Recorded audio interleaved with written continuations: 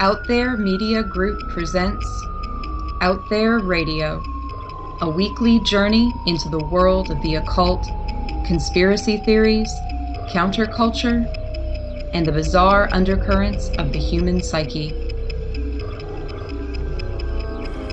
It's Out There with your hosts, Raymond Wiley and Austin Gandy.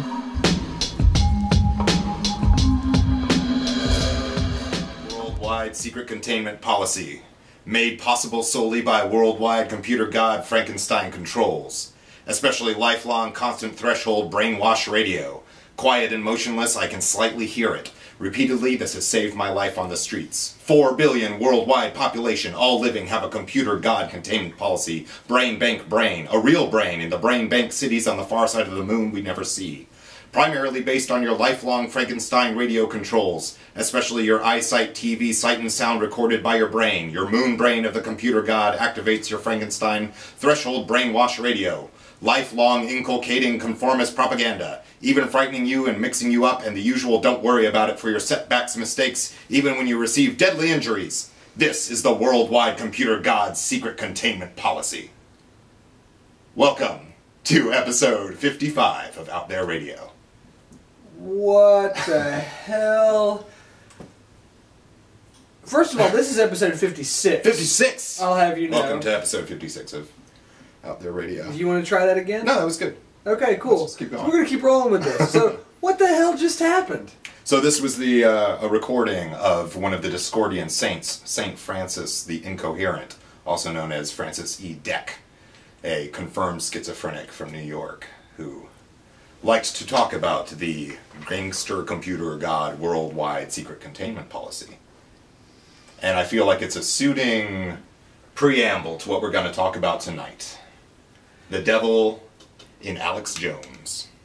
Yeah, well, Alex Jones may actually make a little bit more sense than what you were just reading. I don't know that I've ever been able to say that. No, I'm kidding. This will be a good episode, and I think one that, well, I hope it'll be a good episode, and one that I've kind of wanted to get out of my system for a while. It's been a long time coming, and we've never directly talked about AJ. Whole AJ. Alex Jones, that's right. So, if you're listening to this show, you know, it's about conspiracy theories, the occult, bizarre undercurrents of the human psyche, right? And few figures loom larger. Would you like the alliteration? Mm-hmm. Few figures loom larger in the conspiracy scene than Alex Jones. And we're going to talk a little bit about him tonight because he had a especially delectable meltdown on BBC Sunday Politics this past week, which has been kind of making the rounds on the internet. But there's more to this episode than just that, Austin. Mm-hmm. Well, let's talk about the lead-in. Let's talk about some of the things that are going on right now in the world, the hot iron that we should strike at, right? Let's talk about the fact that Google has apparently been giving all of its data to the NSA. Yeah, well, what's all that about? So let's talk about Project Prism, right? So last week, I'm canceling my AdWords account. Right? No, I'm kidding. So supposedly, according to this this IT subcontractor working for a company called Booz Allen, that was contracting for the NSA, apparently there's been a more than just nationwide, but international wiretapping program going on called Project Prism.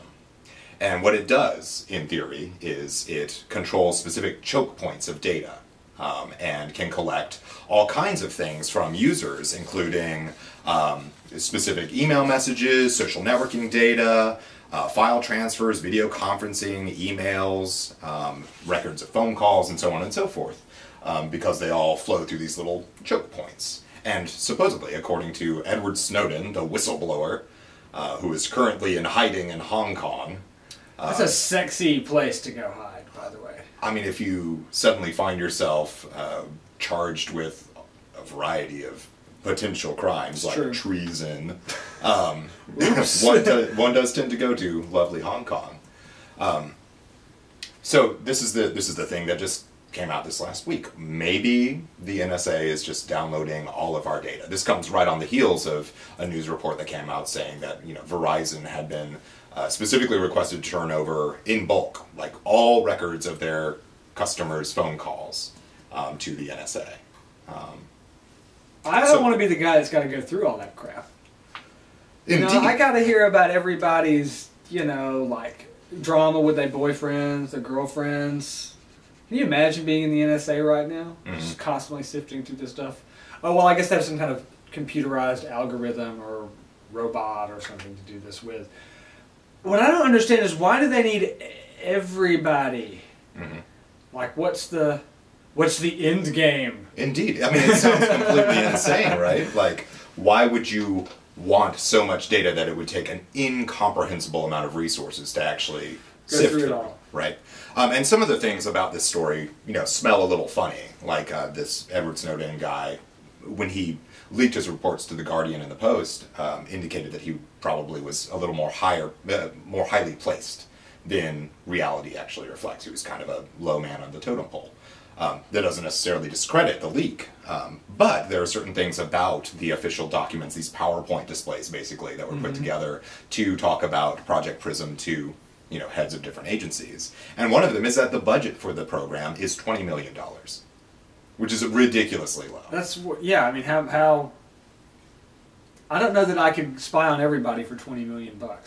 I mean, maybe we could hire some programmers from Hong Kong to do it. Right. But, I mean, I just don't see... I see the security state as being a problem, but I'm not sure how this $120 million program is supposed to be the thing that I'm supposed to focus on about the post 9/11 security state, or whatever you want to call it. I mean, but how do you keep tabs on everybody for $20 million? And that's the question. There are a lot of things that were, a lot of claims kind of came forward that have been questioned. Like, for instance, one of the claims was that the NSA had direct access to, say, all users' Facebook accounts. They could just go in themselves, basically, and look through a database of all information on everybody's social network. It's probable that that is not the case. What is probable with a $20 million budget is that they have the discretion to simply audit a micro package of whatever strikes their fancy. And that would be much more doable, because that amount of information, if they were actually storing this stuff, you'd run through $20 million with just a fraction of Facebook. Well, that's kind of like wiretapping everybody in the United States. I mean, obviously, it's Verizon, so I guess it could be your voice calls as well. And that's millions of people. I mean, that's tens of millions of people are on that network. Right. Just Stasi tactics, right? Like the East German secret police or something like that. And, I mean, we've got to look at some of the things to be concerned about. I mean, the search algorithms that exist today, if you actually wanted to, if you had a selection of this data, if you actually wanted to find suspicious activity, the algorithms are really advanced, and they're just getting more and more advanced. So certainly there's the possibility that one could, inadvertently be targeted, right, or anything like that. Maybe the NSA is just trying to find people that like the same kind of porn they do. I mean, I don't know. I mean, now I'm not trying to let them off the hook. I know I'm playing devil's advocate here. There has been a lot of stuff going around on social networks this week about, here, look how bad Obama is. Like, he's spying on everybody, and it's just like, how naive are people to think that the changeover of one president to another is going to somehow roll back this leviathan monster of a security state, nanny state. Well, I won't say nanny state. That would be too John Birch society. We'll get into that later. But, I mean, I don't know. It does worry you a little bit, but at the same time, it's like, this shouldn't be giant news. Is anybody really surprised? Right. You can be disappointed. Not after WikiLeaks and Bradley Manning, which I know you wanted to talk a little bit about just today, kind of briefly brush up against. Because what are people actually talking about with this story? Of a very small minority are actually talking about the wiretapping project or the NSA. We're talking about Edward Snowden. Exactly, the whistleblower himself. And this is something that we've seen happen time and time again when one of these events happens, like when Bradley Manning leaked the variety of State Department cables and that video, I believe it was called Collateral Damage, when he leaked that to WikiLeaks, all of a sudden, I mean, there was a period of a couple days where people were wondering what was in these leaks, and then instantly they're talking about Bradley Manning and what's his sentence going to be from his court-martial, not is the helicopter squad in Baghdad machine gunning people every day that we don't know about? And yeah, I think you're right. And the guy that runs WikiLeaks, Julian Assange, his personality, I thought, made that whole thing worse. People hold him up like he is a big hero, and the jury's still very much out with me. I think what he did with WikiLeaks was necessary. I think releasing this information is necessary. Do I think that... But there were certain moral issues I had with it, where the WikiLeaks staff wanted... In the end, they redacted the names of people who were helping out the U.S. Army in Iraq and in different parts of the world. They didn't out all the agents in the field and all of our information resources out in the world. Because if they had, those people would have probably been, well, could have been murdered by the enemy, quote unquote. Certainly. And Assange wanted those names to come out unredacted in the beginning, and his whole staff mutinied against him. And when the editors of some of the big major papers were talking to him about this during the high point of all the WikiLeaks stuff, he was just like, well, they all deserve to die, the people that I'm outing. And I just thought, God, that's where and then once again, and now I'm thinking about this, talking about Julian Assange and his sense of morality, when we should be talking about, once again, who's getting machine gunned in the streets of Baghdad. Exactly, yeah. It doesn't do anybody any favors that Julian Assange looks, talks, and acts like a James Bond villain, right? Right. No, you're absolutely right. And it becomes a distraction. And sometimes, I would argue, an intentional distraction, where the focus can be shifted to this individual, and you treat them as the central force in this event that happened. And all of a sudden, the eye of Sauron moves away from right. the elephant in the room, and now you're focusing on this individual, and it becomes about them.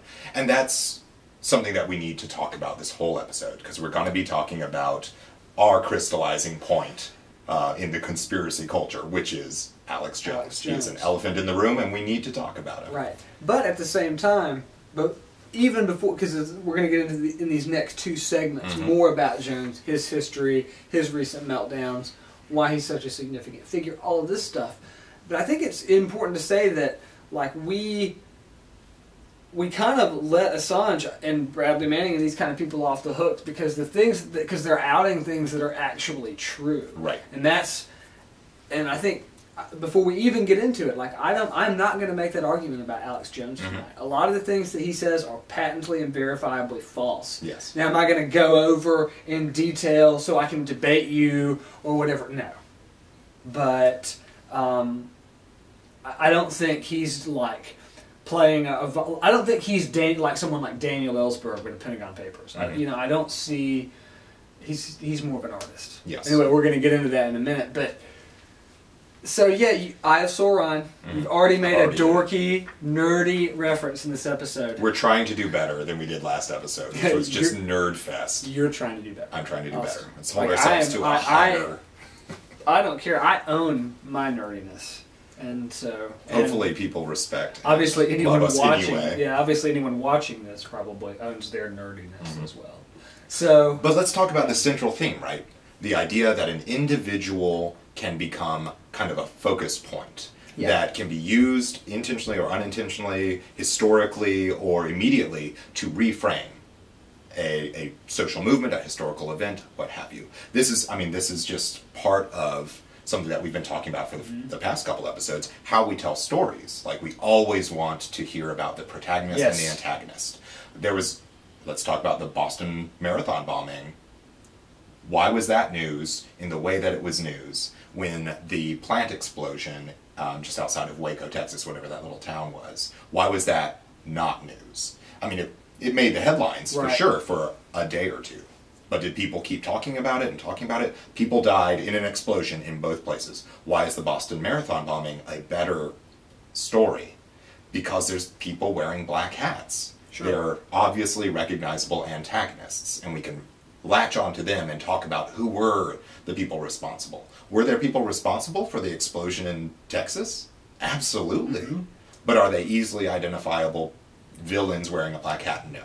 So we can't attach the same kind of historical importance to that event. You know, it's funny that our black hat villains, in this case, Infowars.com users, which has come out since. I mean, Yeah, for what it's worth. So, AJ's fingers, Alex Jones, his fingers are in apparently all of our stories tonight. I think that's it for our reel. We got to get to the next segment. So, Austin, it's episode 56. Don't forget. Episode 56. We'll be back. Welcome back to Out There, episode 56, The Devil in Alex Jones. So let's talk about Alex Jones. Who is this guy? Well, before, is it the devil in Alex Jones or is it the devil and Alex Jones? I think the movie is The Devil in Mrs. Jones, The Devil right? in Mrs. Jones. Yeah. Apparently I didn't see that one. But this is a good title. It's Yeah, a very yeah. out there title. Who is Alex Jones, Austin? Only the most famous conspiracy theorist in the world. I mean, that's the easy way of putting it. He runs, I mean, in case you've never heard of him, a lot of the audience has. You got to get a kind of an idea. He's spent the last 20 years making films, doing radio shows, and internet broadcasts, YouTube stuff about the New World Order and the coming police state, and kind of some of the NSA stuff we were talking about in the last segment. Things connected to that, but also stuff way more far out than that. He claims something like 3 million listeners every day, something like that. Yeah, I mean, syndicated on all these stations, right? Got all these YouTube subscribers, huge. And has created a community too, right? Yes. He runs Infowars.com, PrisonPlanet.tv, a media empire. He's like the William Randolph Hearst of conspiracy theories, of right-wing libertarian, paleoconservative conspiracy theorists. He's definitely. That's good to specify that there is a bent. There is a bent, my friend, but that has only emerged as the years have gone on. This guy's got quite an interesting biography. We're going to talk about that a little bit in this segment in case you aren't familiar with this guy. Maybe you are, but you don't know some of the details about his life, Anyway, he had a spectacular meltdown on BBC Sunday Politics this past week. And he had a pretty spectacular meltdown last year on Piers Morgan on CNN. And a lot of people have questioned since then, well, is he part of the conspiracy? Right. There are new conspiracy theories that theorize that he is a conspiracy to discredit conspiracy theorists. Yes, he's a conspiracy to make us all look bad, basically. Tell me about it. So, it goes back a long way, though. It goes back to the 90s. He's from Austin, Texas, or that area, right? Hotbed of conspiracy theories, always has been, right? And started off as cable access TV, local radio station personality, talking about the coming New World Order and all the stuff like I was talking about earlier, encroaching communism, the UN police state, all this kind of stuff. And, was not too unlike what we're doing here in the beginning. Right. In the beginning, but things took an upward arc, I guess, for Alex Jones over the past 15 years. So it started with Waco. That was one of the big first catalysts for not just Alex Jones, but conspiracy culture in the United States. It was a real revitalizing point since kind of the fall of the Red Scare. Exactly, and to the point, and because it opened up a new vista for conspiracy theories. I was reading an article where they interviewed some of AJ's former colleagues about, what influenced Alex and this sort of stuff. And they talk about how Waco was like this new topic that you could talk about conspiracy theories about, that it wasn't just the JFK assassination anymore.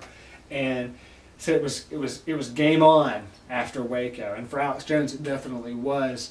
And he first came to notoriety not only from doing his radio show and later his internet broadcast, but also because he was covered with all this Waco stuff. He helped the Branch Davidians rebuild a church there and put a memorial in. This is in the late 90s.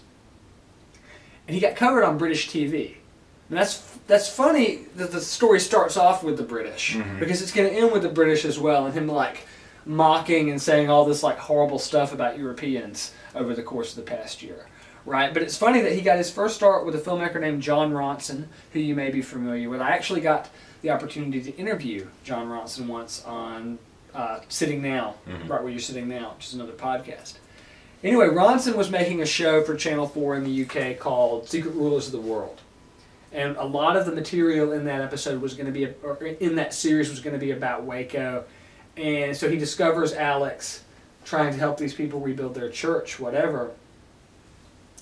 And is covering them for this episode. And then he's going to go make, and then Ronson's going to go make another episode of this TV show about the Bohemian Grove, which you guys may have heard of. It's like a secret society in California. It has highfalutin meetings with effigy burnings, and it's not Burning Man, though. But it's kind of... It's like California Republican Burning Man. Right, it's the Burning Man for the 1% Republican crew, right? Exactly.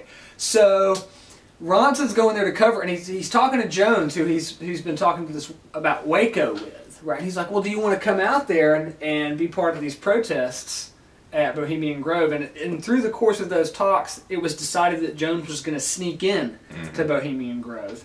He did, right? And there's a lot of video footage you can watch about this. And it's great stuff. Yeah, it's right? thrilling. This is back in 2000. This is 15 years ago, and this is what really gave him his start, because he sneaks into this basically like trilateral commission weekend retreat, basically. Gets this film of this ritual, which was called the cremation of care, right? Which looks really freaky. There's like a giant stone owl. I mean, it's like 30 feet tall, voiced by Walter Cronkite, talking about like crawling spiders come not near, and a bunch of people dressed up in druid robes. It sounds like Shakespeare.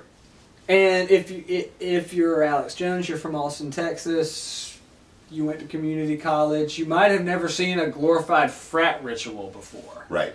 And so the way he interprets this is that this is a satanic ritual, and that this is the Illuminati, and sells it videotapes, sells VHS copies and DVD copies till the cows come home, becomes really famous during this, or becomes much more widely known on the internet, and kind of made a name for himself.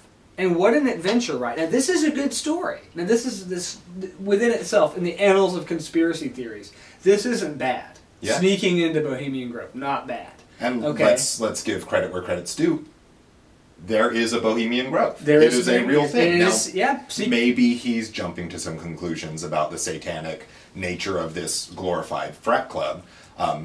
But it is indeed a kind of weekend retreat that a bunch of very powerful, politically connected folks go to, and apparently just kind of goof off and do whatever. Yeah. Guys only. Whatever that means.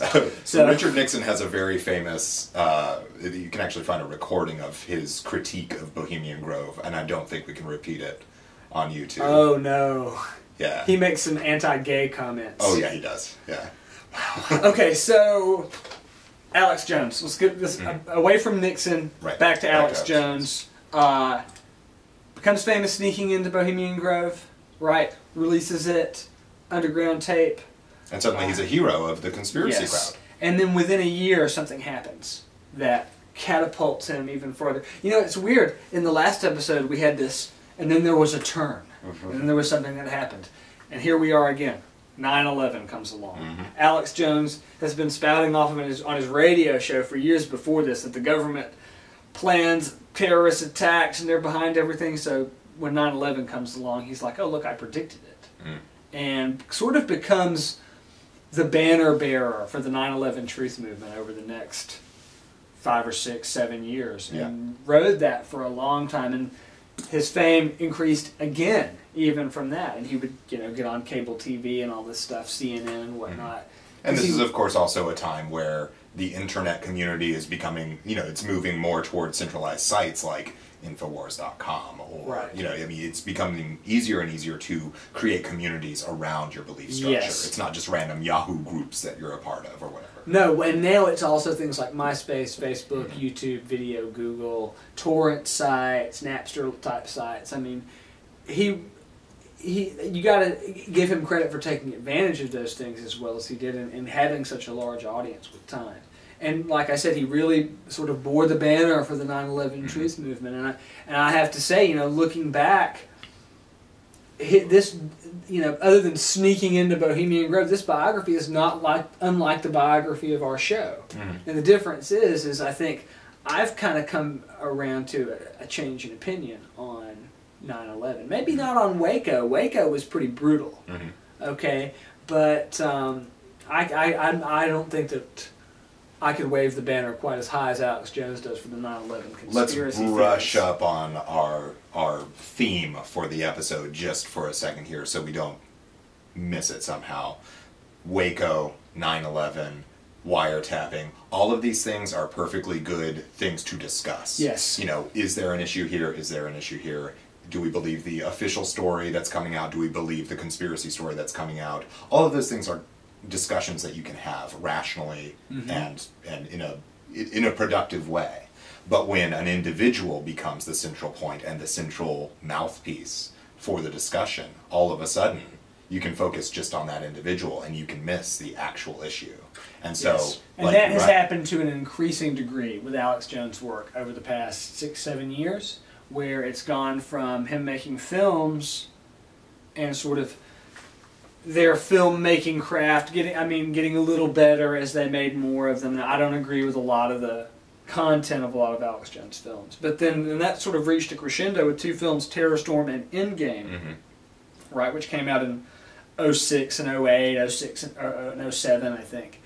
And it's ever since then, he has sort of left behind the filmmaking. I guess he's done the Obama deception as well. Right, and it's been more about him being this sort of talking head personality, and I think that's starting to take its toll.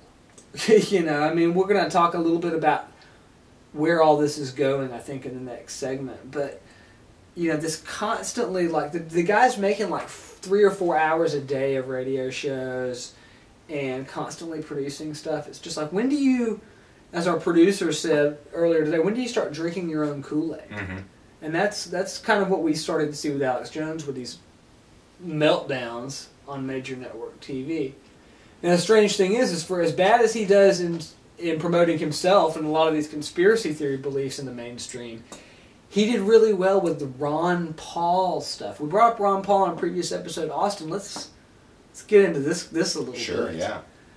You got 3 million Alex Jones listeners. Mm-hmm. You got 2 million Ron Paul voters, according to the last election statistics from this past year. What proportion of those Ron Paul voters were devoted fans of Infowars.com? Yes, and I would say that it's 50%, more than 50%. This is speculation, mm-hmm. obviously, but...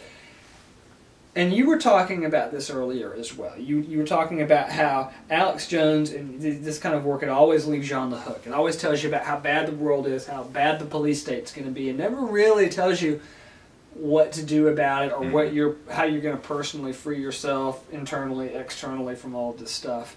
And I think once he got into this realm of political activism with the Ron Paul campaign, after doing all of these films and being into the 9/11 truth stuff and all that, I think he gave his audience something to do. A direction. Right.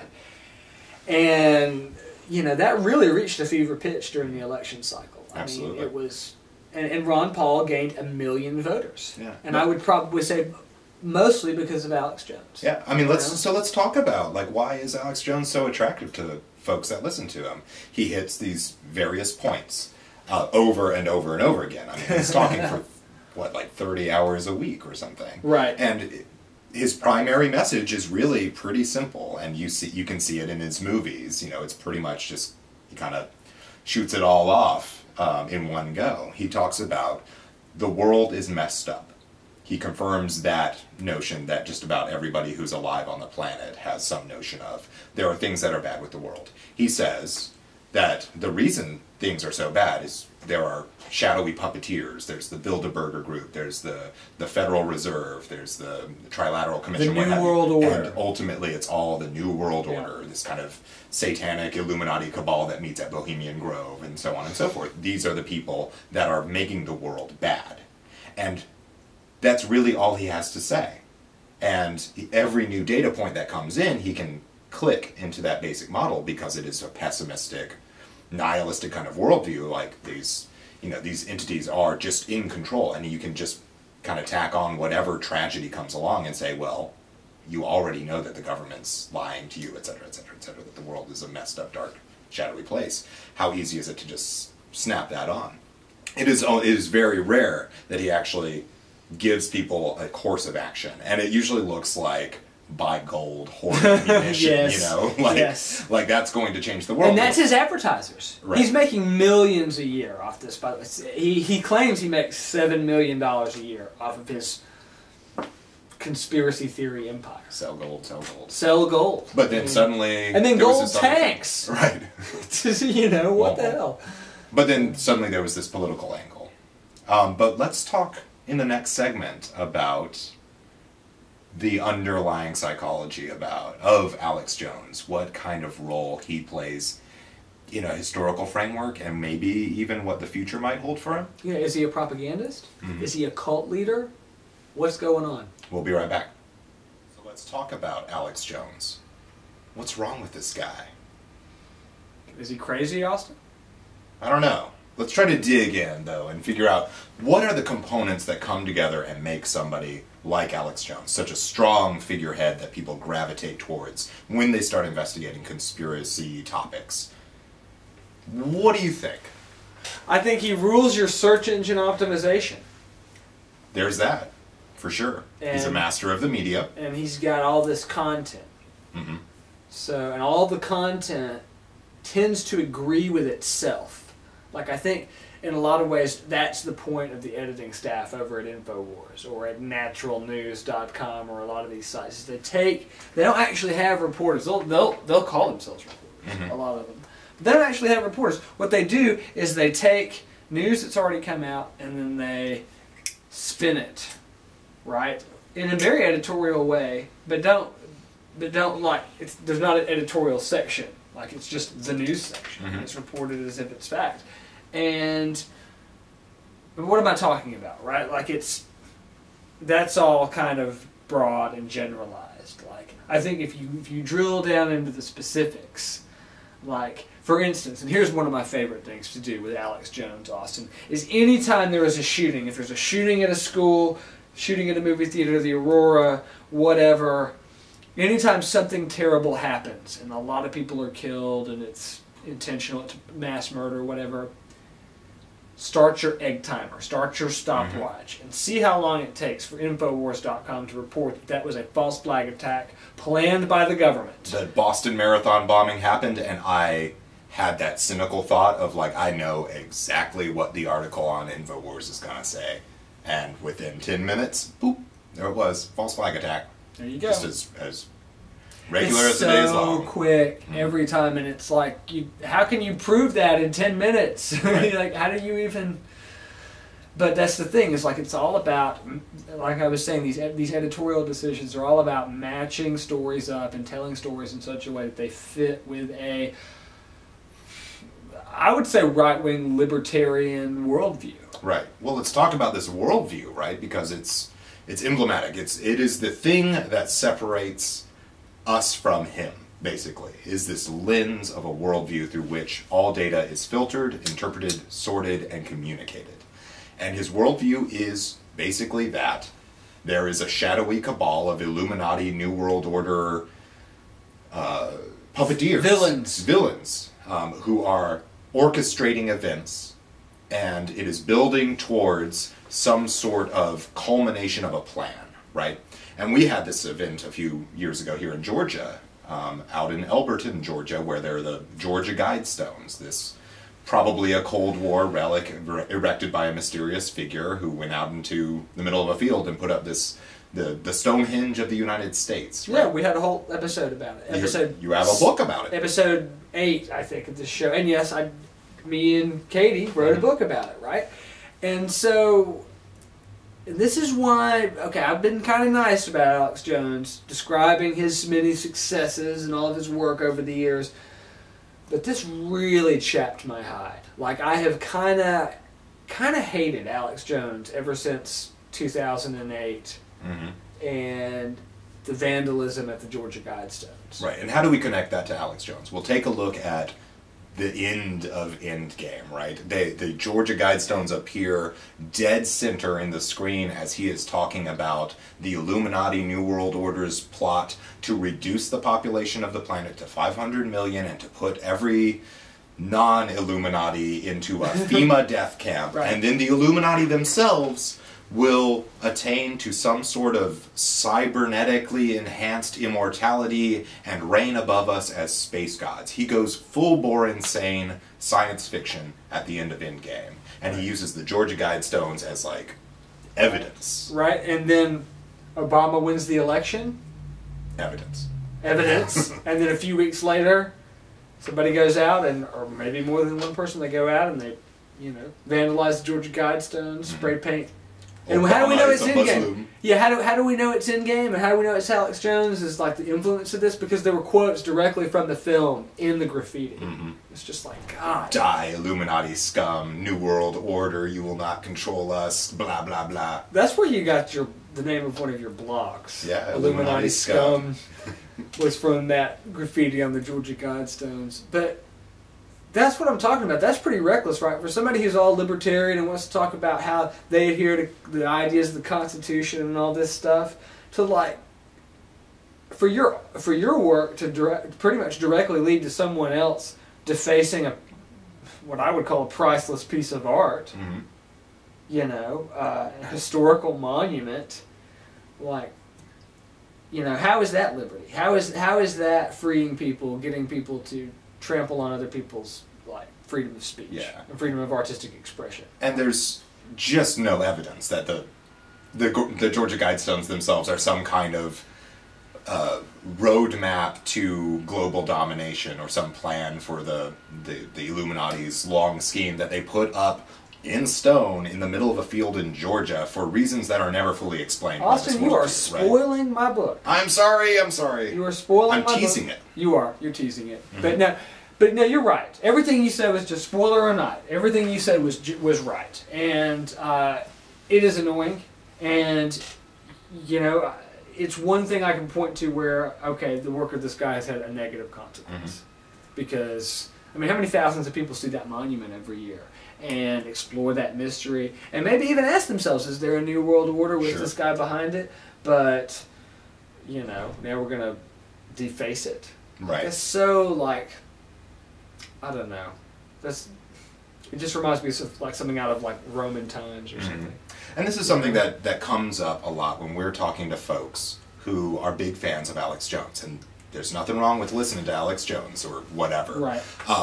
But they will say things like, well, he makes a lot of good points. Or at least he's talking about the stuff that the lamestream media won't tell all the sheeple out there or what have you. This language comes up again and again. And I think that we are willing to question that statement, that he makes a lot of good points. Because let's actually think about what his claims are. That there is a group of the Illuminati who are seeking to turn the planet into a worldwide computer-controlled death camp, and that the Illuminati themselves are going to attain to immortality and rule over us forever and ever. Right. If he believes this, then he is clinically insane. And this, I want to make a metaphor. Well, what if he's right? Ooh. Well, let's leave that for the moment. I want to make a metaphor real quick, and it'll be a slight departure, and we tend to go down these rabbit trails. No. But I want to talk about one of the first recorded instances of a psychiatric evaluation to ever occur, an actual clinical case study. And it was with a man named James Tilly Matthews, who lived from 1770 to 1815. So this was a while ago. He was the first documented case of paranoid schizophrenia, right? He was involved in various plots in the war between Britain and France. He was imprisoned for 3 years during the height of the terror until 1796, when the French authorities concluded that he was a lunatic and they released him. Why was he a lunatic? What things did this man believe in? He believed in something that he called the air loom, like air that you breathe, loom, like a machine for weaving, right? Matthews believed that a gang of criminals and spies skilled in what he called pneumatic chemistry had taken up residence at London Wall in Mooresfield, close to Bedlam. Of course. And were tormenting him by means of rays emitted by the machine called the air loom. The torments induced by the rays included what he called lobster cracking, during which the circulation of his blood was prevented by a magnetic field, stomach skinning, and apoplexy working with the nutmeg grater, which involved the introduction of fluids into his skull. His persecutors he named them things like the middleman, who was the operator of the air loom, the glove woman, and Sir Archie, who acted as repeaters or active warriors to enhance Matthew's torment or record the machine's activities, and finally their leader, a mysterious man called Bill, or the King. There was a definite political slant to Matthew's delusions. He claimed that the purpose of this gang was espionage, and that there were many other gangs armed with heirlooms all over London, using pneumatic practitioners to pre-magnetize potential victims with volatile magnetic fluid. According to Matthews, their chief targets, apart from himself, were leading government figures, etc., etc., etc. Why are we talking about James Tilly Matthews? The same reason I started off the episode with Francis E. Deck's crazed rant about computerized Frankenstein death god computer machine control device protocol. Because they both speak to this idea that there's an externalized locus of control, right? When you, in psychology, you can talk about where you believe the world is controlled, right? If you have an internal locus of control, you have a sort of positive mind and you believe that you can influence your destiny and so on and so forth. If you have an externalized locus of control, you tend to believe that outside forces are responsible for your fate. A paranoid schizophrenic tends to take it to a hyperbolic level, and because they're experiencing various disturbances or torments, they project these outside to something like a machine computerized Frankenstein control god or an heirloom. In some cases, I think it might manifest as a shadowy conspiracy, New World Order, computerized Frankenstein death cult protocol god. I think that we have to examine, is the worldview that is espoused by Alex Jones on paper, is it insane? Ooh. I would say many elements of it are provably false, or would not convince a jury, certainly. You know, would not convince scientists. You know, I mean, but and the problem with saying that, though, and also the problem with saying that Alex Jones might be insane, is, well, that somebody will come back at us and say, well, I like Alex Jones. That's the easy answer. Right. You're just doing what the lamestream media is doing. You're just, you know, you're just explaining it away with this one explanation. A wave of the hand, and all of a sudden he becomes irrelevant because he's insane. Right. I think the reason why we want to conclude that he's insane is because his beliefs are so different from our own. Like, I do not... at one point in this series, I might have gotten very close to believing in the idea that there were bombs planted in the World Trade Center. Well, I don't believe that anymore. I think that a plane hitting the World Trade Center at 600 miles an hour, fire burning in it for however long, might be enough for it to fall down. Now, Alex Jones has to believe that there were bombs in the World Trade Center for the rest of his life. Right, and this is something for him to maintain the character that he is, because there's no separation between one and the other. And okay, that one's debatable, right? How about chemtrails? Right. This belief that that there are just all these planes flying overhead every day that are just dumping chemicals or aluminum particulates into the air or whatever as this massive conspiracy. It's the same kind of thing. It's like, so many of the things that we're presented with over the years from Alex Jones they're much more far out than saying that the government was overly brutal at Waco. Right. They're much more far out than saying there may be some things that are hidden about 9/11, because we go from there may be to this is exactly how it is, and let me present the world in that way to you. And some of them are actively hurting people, like the anti-vaccination movement. Like Sure. You can look at the history of vaccines and see, like, oh, sure, there were scientific moments where there was a component that was removed. You know, people are improving Sure. all the time, but there are many people today who are fully convinced that vaccines are causing autism and would rather see their children die. Right, and they gave me shingles, by the way. No, I'm kidding. But, no, you're right. And in the example we made at the beginning of the segment, the Georgia Guidestones, here is a work of art that's going to stand there for a long time that has been defaced because of Alex Jones' work. Mm-hmm. So I would nothing that work of art, I'm sorry, nothing that work of art says is going to deface Alex Jones and his bazillion podcasts and YouTube videos. Like, nothing's going to stop that, you know? So I think that we can make the argument that whether or not it is insane, whether or not insane people believe in this or that thought construct, whether it is insane to believe in chemtrails or what have you. I don't necessarily think that Alex Jones himself is insane. But No. I think his worldview is. I think when you create I think it's nihilistic, like you said earlier, and I think it's dark. Dark. Yes. And when you have these various data points that you are connecting with this filament-thin spider web of conspiracy, you are building a worldview that is itself distorted, dark, pessimistic, and does not reflect reality. And that worldview starts to resemble an insane thought. And you can still be a sane participant in the construction of that thought, but if you allow that that worldview to kind of become internalized, then you will begin to behave as if you are insane. Yes, yes. And you might do something like behave like a cult leader. I mean, I've written about this in the past, how I think that a lot of what's going on with AJ and InfoWars and all this stuff is kind of like a digital cult. It's like a cult where you don't go to the cult leader's house or the temple or whatever. You just sit on the internet and pump your adoration into this one figure each day as they,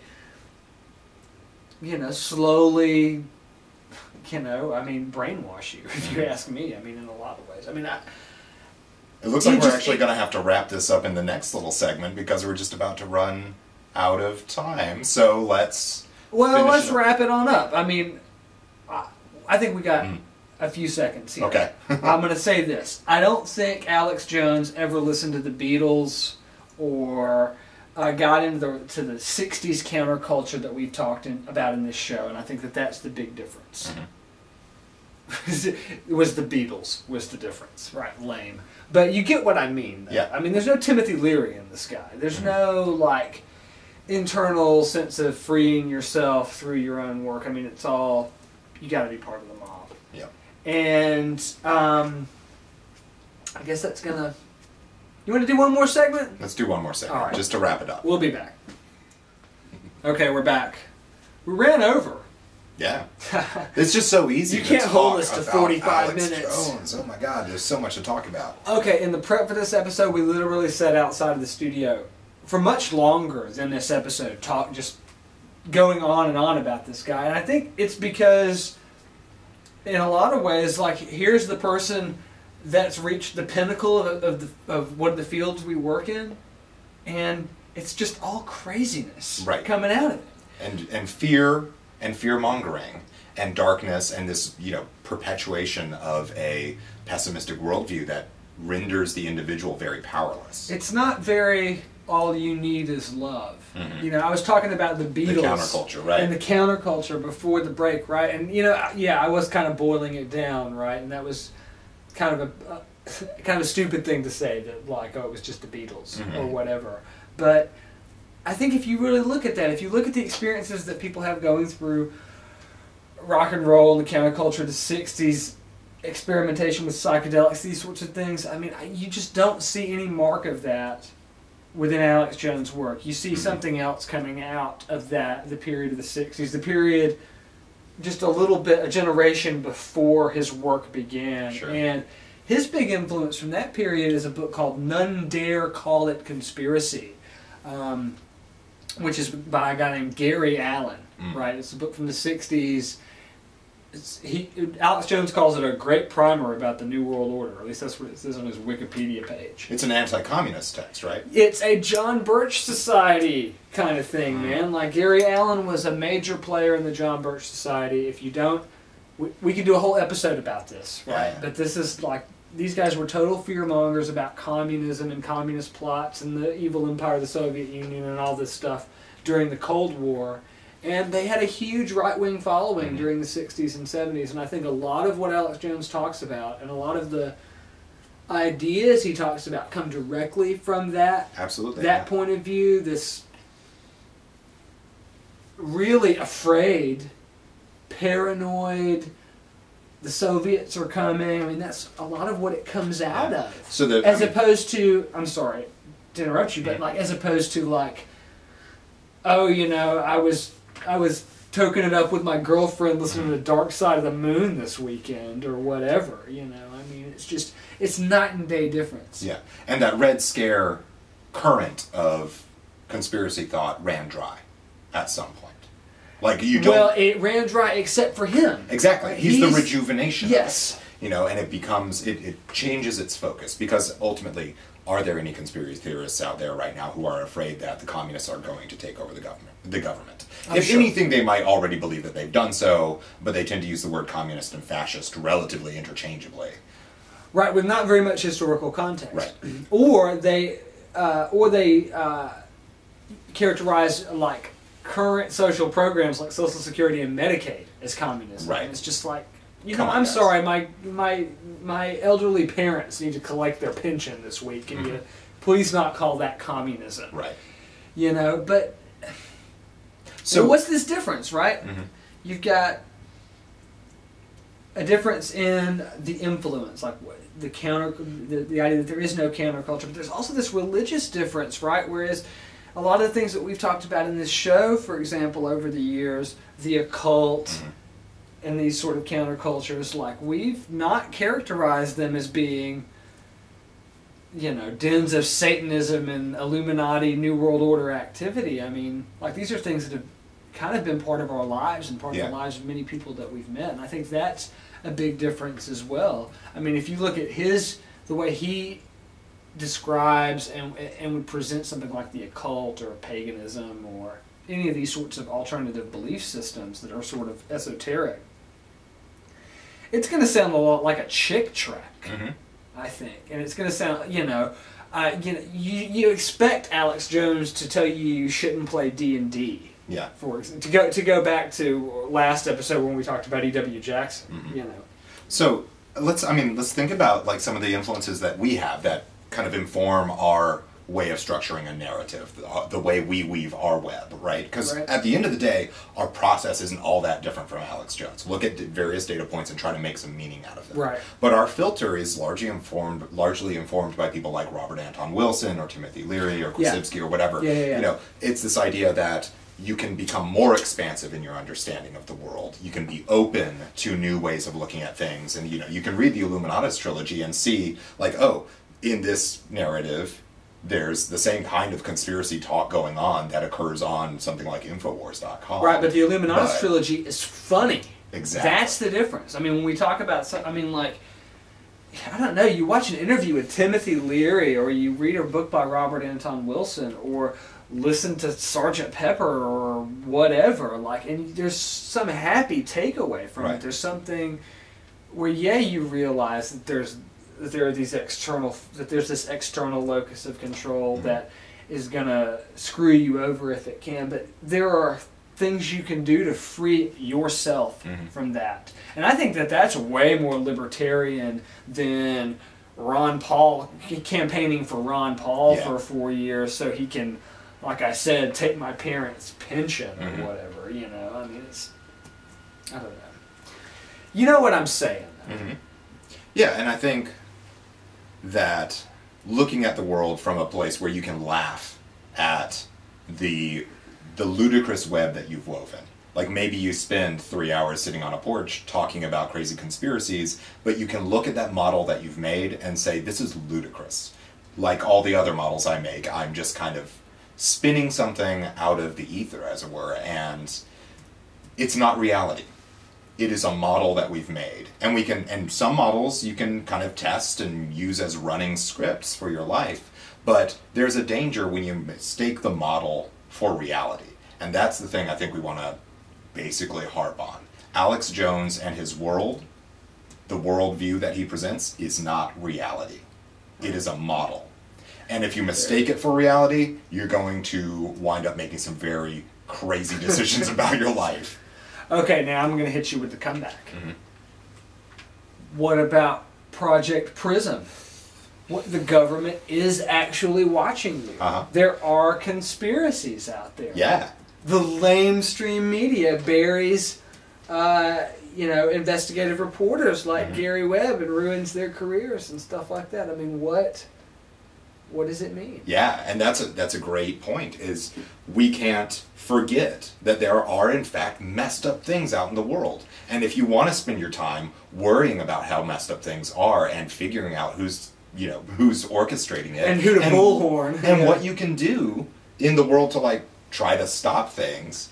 The thing that you should be doing is not listening to a single bullhorn telling you what is wrong with the world. You should be looking at what is actually wrong out there and what you can have a hand in influencing. Right, and also I'll say this. You shouldn't let this guy off the hook either. Like I said at the beginning of the episode, people, and like you said earlier, people tend to say, oh, well, Alex Jones blows up on the BBC and CNN and makes a complete fool of himself, but he's got some good points. Well, I would say look into some of these points.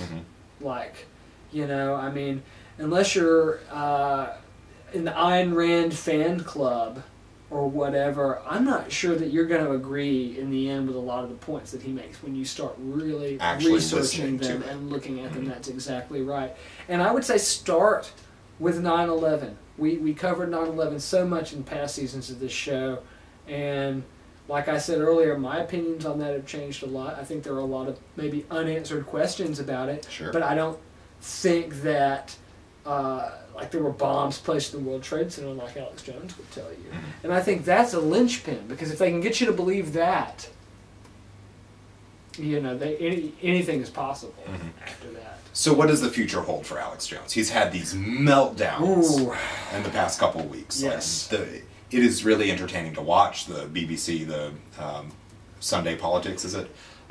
Where he is just flying off the handle and just is this uninterrupted string of verbiage that seems really automatic. And these very polite British commentators are interfacing with him, and I think to an American watching it, it looks like Alex Jones is running that room.